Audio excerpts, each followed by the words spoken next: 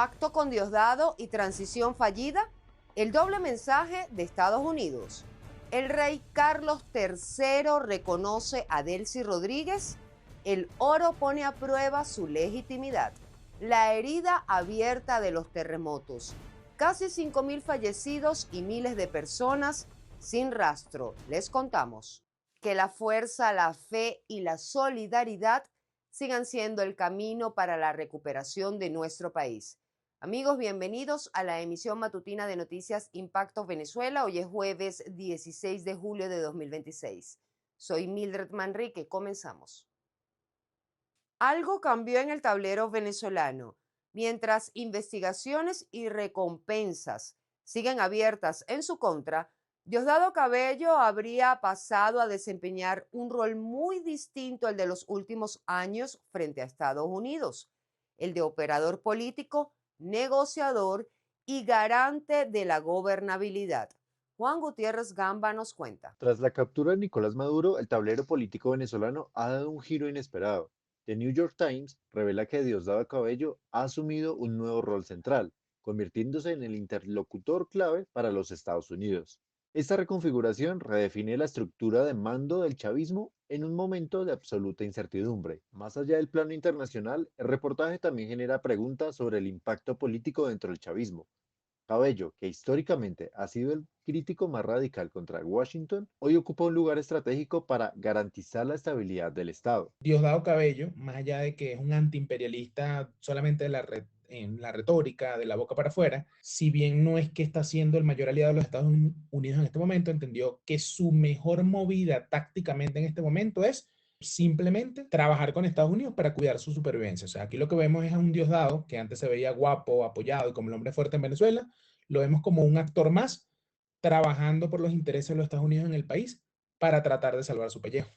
La gran interrogante recae sobre las investigaciones judiciales en su contra por narcotráfico y si éstas actúan como una herramienta de presión para forzar una transición negociada. Los Estados Unidos van a hacer la vista gorda con las investigaciones sobre Diosdado Cabello, a cambio de la promesa de Cabello de que él va a mantener a raya a los colectivos en el país.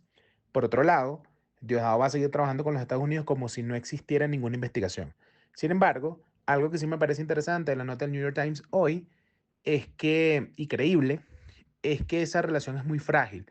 Y si en algún momento Estados Unidos piensa que su plan en Venezuela no está avanzando como debiera o necesitan sacrificar algún chivo expiatorio, es muy probable que Delcy Rodríguez termine entregando a Diosdado Cabello. La contradicción es evidente. Cuando el discurso oficial sigue criticando al imperialismo, en los hechos el gobierno necesita ser práctico para evitar el colapso total de las instituciones.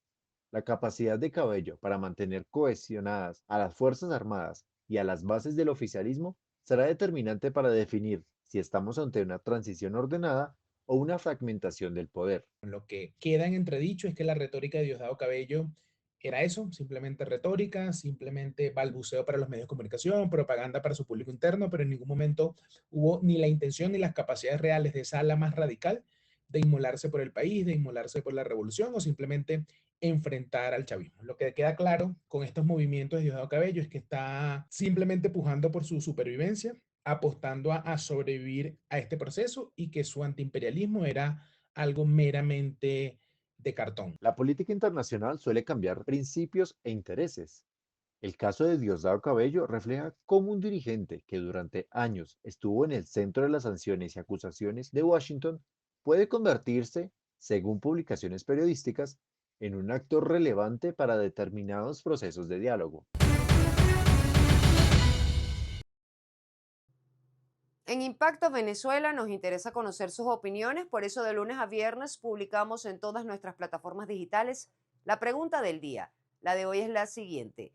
El reportaje del New York Times sobre el nuevo rol de Diosdado Cabello como presunto interlocutor con Estados Unidos también abre interrogantes sobre el futuro de su entorno al mencionar una supuesta proyección de su hija como relevo político, pero ¿podría Daniela Cabello convertirse en una figura presidencial?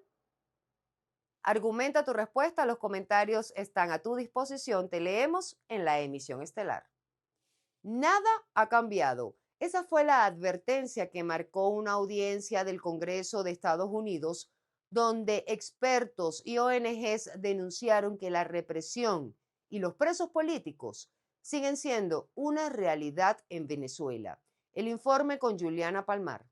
En Venezuela aún no existe una transición democrática genuina. Con esta advertencia, la directora del Programa para Venezuela de la Oficina de Washington para Asuntos Latinoamericanos, WOLA, Laura Dipp, intervino este miércoles en la Audiencia Especial de Derechos Humanos en Venezuela, Estatus y Oportunidad, organizada por la Comisión Tom Lantos del Congreso de Estados Unidos, donde parlamentarios, expertos y organizaciones no gubernamentales evaluaron el deterioro de las libertades civiles y políticas en el país, documentados por organismos de Naciones Unidas y la Comisión Interamericana. Over the past 2 decades, Venezuelan authorities have gradually dismantled democratic institutions. The courts were captured, electoral authorities placed under executive control, and oversight bodies turned into instruments of abusive power. This enabled a policy of politically motivated persecution, arbitrary detentions, and forced disappearance, torture, that the UN fact-finding mission has found to constitute crimes against humanity.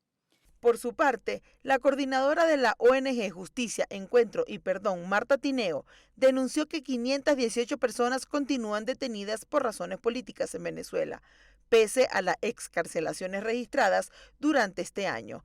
Tineo aseguró que 795 presos políticos han recuperado su libertad en 2026, aunque la mayoría sigue sometida a medidas cautelares y libertad condicionada.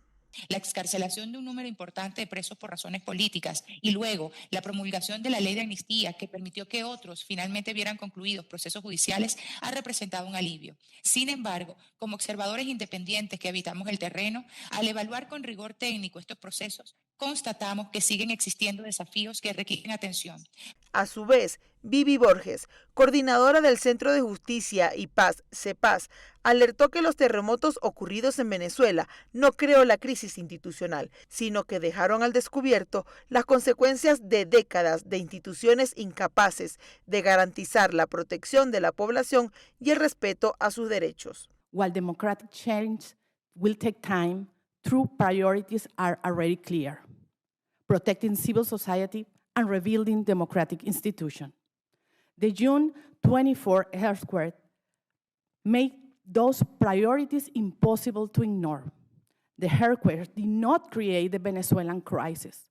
They exposed it. Expertos consultados coinciden en que esta audiencia evidencia la necesidad de avanzar en el restablecimiento del Estado de Derecho y en el fortalecimiento de las instituciones democráticas, como condición para superar la crisis de derechos humanos que atraviesa Venezuela. Estos testimonios que además documentados de persecución, de tortura, de crisis humanitaria, la comunidad internacional lo debe evaluar y al escucharlo le mando un mensaje a Delcy de que para que haya un verdadero cambio en Venezuela, o sea, no basta con cambiar el nombre en la figura del poder. Un paso súper importante en todo este proceso porque era algo que no se había hecho como de manera, digamos, como en ese tipo de espacios públicos.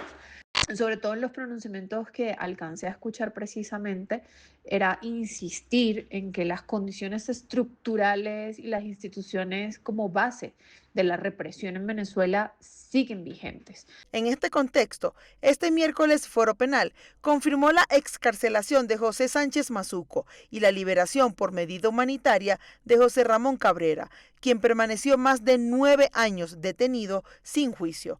Asimismo, desde el pasado 24 de junio, la ONG contabiliza 6 excarcelaciones de presos políticos, en un contexto en el que las liberaciones se han ido reduciendo de forma progresiva. Para Impacto Venezuela, Juliana Palmar. La presidenta encargada Delcy Rodríguez reclamó al rey Carlos III las 31 toneladas de oro venezolano retenidas en el Banco de Londres, según dijo, para destinarlas a la reconstrucción del país tras los terremotos. Pero la corona británica no responde y el silencio reaviva las dudas sobre su reconocimiento internacional. Los detalles con María José Prado. Han pasado varios días desde que Delcy Rodríguez anunció el envío de una carta al rey Carlos III el 8 de julio, solicitando la liberación de las 31 toneladas de oro venezolano custodiadas por el Banco de Inglaterra, valoradas en $4.000 millones. La encargada de la presidencia dice que esos recursos servirían para financiar la reconstrucción tras los terremotos que, según el Programa de las Naciones Unidas para el Desarrollo, las pérdidas están valoradas en $6.700 millones. Pero hasta ahora no hay respuesta oficial de la corona británica ni del gobierno del Reino Unido.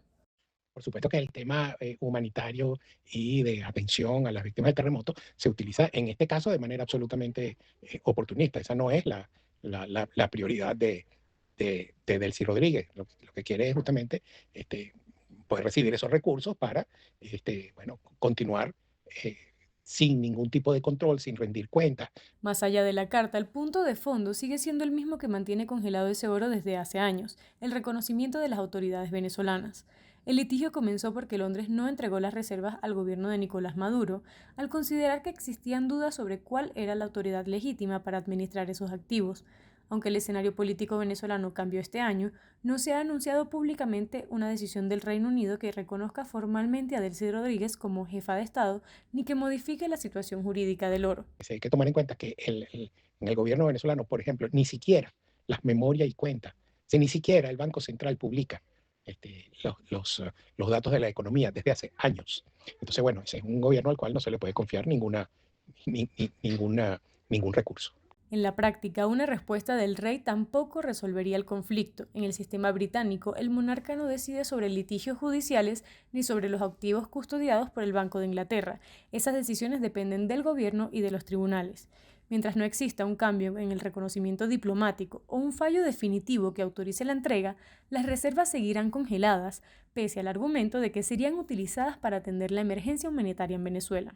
En un taller de moda en Venezuela, los hilos de colores y las telas para vestidos quedaron a un lado.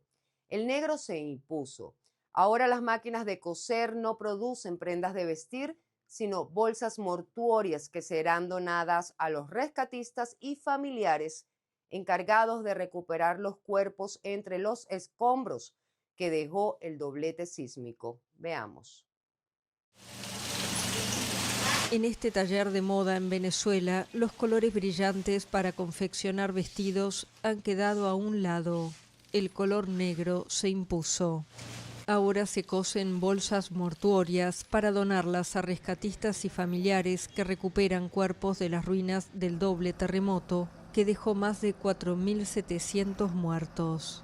El 24 de junio, cuando dos sismos de magnitud 7.2 y 7.5 golpearon Caracas y devastaron el vecino estado La Guaira, el diseñador de modas venezolano Efraín Mogollón se preguntó cómo podía apoyar en medio de la emergencia. Estábamos justamente en el estado de shock porque fue una tragedia inminente y necesitábamos entender qué podíamos hacer, lo más importante desde nuestro valor, desde lo que nosotros sabemos hacer, y en este caso era coser, poner a trabajar mi equipo y aplicar este plan de acción.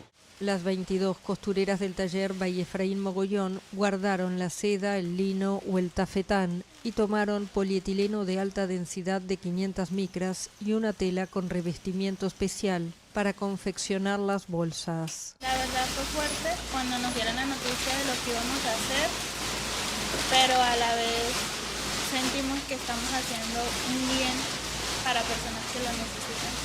Pues que ya no están en este mundo, pero es una manera como de apoyar ese dolor. Hasta el lunes, el taller había confeccionado 1.000 bolsas. La mitad fueron donadas al Servicio Nacional de Medicina y Ciencias Forenses en Caracas y el resto directamente a rescatistas y familiares de fallecidos. Pero sí te digo una cosa, que bueno, es útil para poder ayudar a la familia. Y bueno, también es algo que no se alcanza tan fácilmente. El gobierno evita hablar de desaparecidos, pero la ONU calculó que podrían llegar a 50.000 y anunció la entrega de 10.000 bolsas mortuorias. En su recorrido por los albergues, donde se encuentran miles de personas que quedaron sin hogar, Mogollón identificó otra necesidad: lonas para cubrir el piso y el techo de las carpas donde duermen para poder protegerse del frío y la lluvia. El taller ya comenzó a producirlas. ¿Sientes que hay demasiadas noticias y poco tiempo para seguirlas? En Impacto Venezuela te resumimos algunas solo en 60 segundos. Quédate conmigo. Balance incompleto. Casi 5.000 muertos y desaparecidos sin rastro.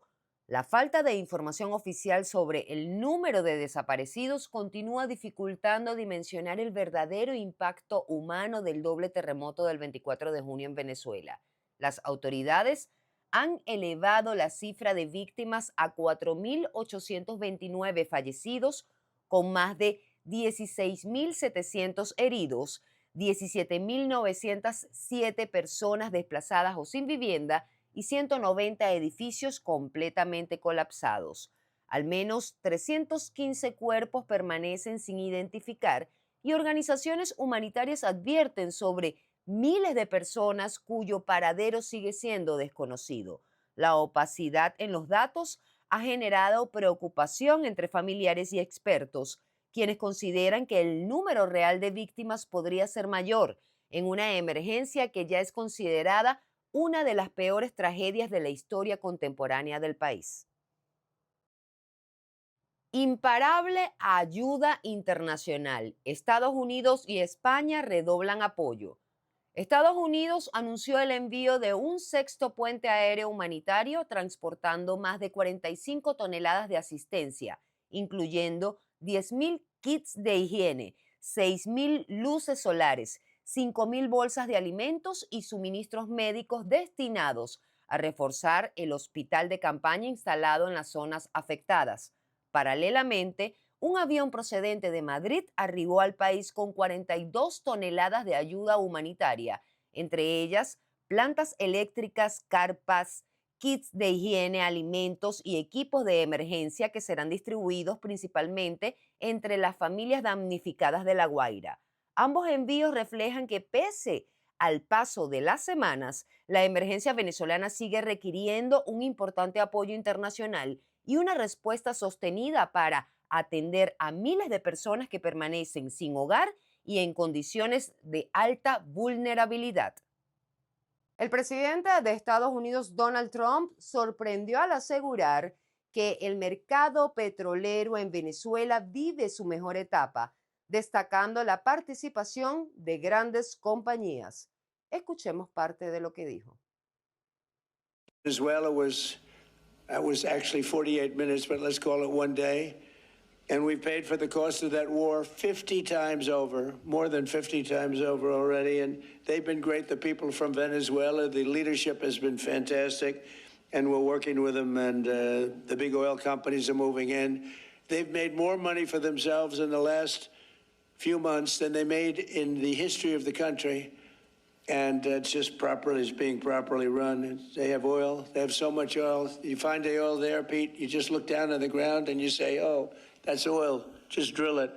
There's very few places that have anything like that. But we have a great relationship with the leadership. We've worked with them very closely. Amigos, muchísimas gracias por su sintonía. Visiten impactovenezuela.com y @impactove en redes sociales para más información.